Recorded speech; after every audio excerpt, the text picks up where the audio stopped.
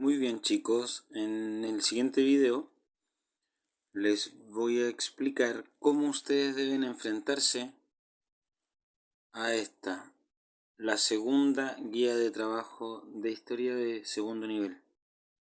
En ella continuaremos hablando precisamente de los efectos y las consecuencias de la guerra, de las guerras mundiales y las revoluciones en el mundo.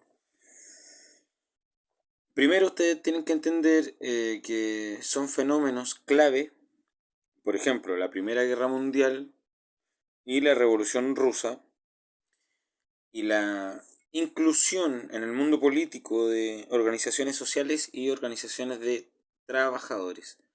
Ahora, lo primero que se presenta aquí es que, basándonos en la teoría de Eric Hobsbawm, que ahí está, nosotros vamos a tomar este periodo de guerras mundiales como una guerra total, como un gran periodo de guerra que en síntesis estaría teniendo casi ambas guerras casi a los mismos participantes.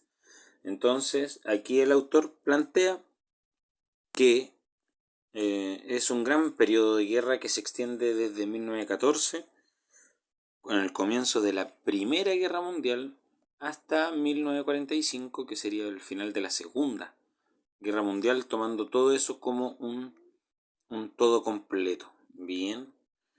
Luego de esa aclaración, les presentamos en la guía las consecuencias que tuvo este gran periodo de guerra, y para ello las consecuencias las hemos dividido en consecuencias sociales, consecuencias político-económicas, para que ustedes puedan ordenarse y entender un poco mejor estas guerras.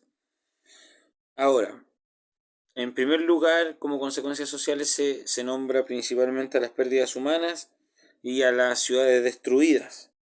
Bien, y también en segundo lugar se habla de eso que ven ustedes ahí en la foto, es la inserción de la mujer en el campo laboral, ya que los hombres o estaban en la guerra en servicio o simplemente habían fallecido. Recuerden que en las dos guerras mundiales de verdad falleció mucha gente, principalmente hombres. Luego se habla de las consecuencias político-económicas. Dentro de las consecuencias políticas y económicas tenemos que tener como un eje central al Tratado de Versalles, que se firma en 1919 después de la Primera Guerra Mundial y que determina cambios territoriales y, ¿cómo se podría decir? Y algunas diferencias que después podrían haber ayudado a desencadenar la Segunda Guerra Mundial. Así que es vital que ustedes entiendan el Tratado de Versalles y que comprendan que las grandes consecuencias políticas y económicas que tuvo este gran periodo de guerra fue precisamente porque venía a cerrar grandes ciclos de imperios del siglo XIX en Europa y toda esa desintegración de imperios dio paso a muchas definiciones nuevas de territorio. Luego de eso, se nombra a la Sociedad de las Naciones, que es la predecesora de la ONU, que precisamente se crea después de la Primera Guerra Mundial para intentar mantener la paz en el mundo. Claramente no funciona y se desencadena la Segunda Guerra Mundial, y luego de ello es que se crea la ONU. Bien, pero lo veremos más adelante. Como una de las grandes consecuencias, les presentamos aquí a la creación o la aparición, consolidación más bien de Estados Unidos como una de las grandes potencias del mundo. La gran potencia del mundo en ese momento, pero junto con otra que, para poder entender cómo llegó a ser potencia, tenemos que analizarlo aparte. Y es precisamente Rusia, porque Rusia tuvo una revolución en 1917 revolución obrera que terminó con la monarquía en Rusia. Pero fue justo en 1917 lo que conllevó a que el zar, el rey de Rusia, decidiera salirse de la guerra. Y luego de la Segunda Guerra Mundial, Rusia también se consolida como una de las grandes potencias mundiales y ahí comienza otra historia. Pero para eso ustedes deben entender qué fue la revolución de los trabajadores bolcheviques, qué era el socialismo y qué presentaba. Aquí también se les presenta un mapa del mundo en el que se ve el avance de los países comunistas y se ve también con las fechas cómo fue avanzando.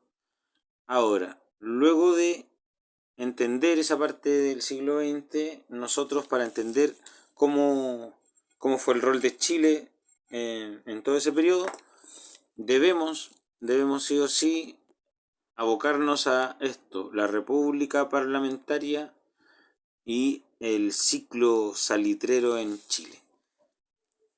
Luego de la Guerra del Pacífico comienza el ciclo salitrero en Chile, lo que hace que hayan una serie de intereses creados en el Congreso como también en el Ejecutivo, lo que deriva en una guerra civil en 1891, dando precisamente el paso a la República Parlamentaria y a todo este ciclo dorado del salitre que se acaba, lamentablemente, en en este periodo de gran guerra total, en la década del 30, cuando se inventa el salitre sintético, pero eso es materia de un poco más adelante. Ahora, ¿qué es lo que importa en este periodo? Es que Chile tuvo mucha riqueza, se vivieron muchos lujos, pero también se vivió una sociedad de grandes contrastes, pues fue precisamente el momento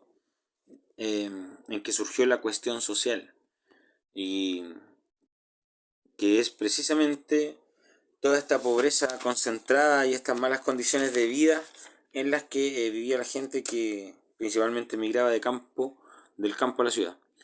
Pero eso también tienen que leerlo. Ahora, a fines del siglo XIX Chile era muy oligárquico y, y los que manejaban el país era solamente la aristocracia. Y ahí es cuando empiezan a aparecer los movimientos sociales de a poco, hasta que Chile entra en este siglo XX y en esta vorágine en la que está todo el mundo, pero gracias a lo que les expusimos aquí, ustedes van a poder entender mejor el rol de nuestro país en estas guerras.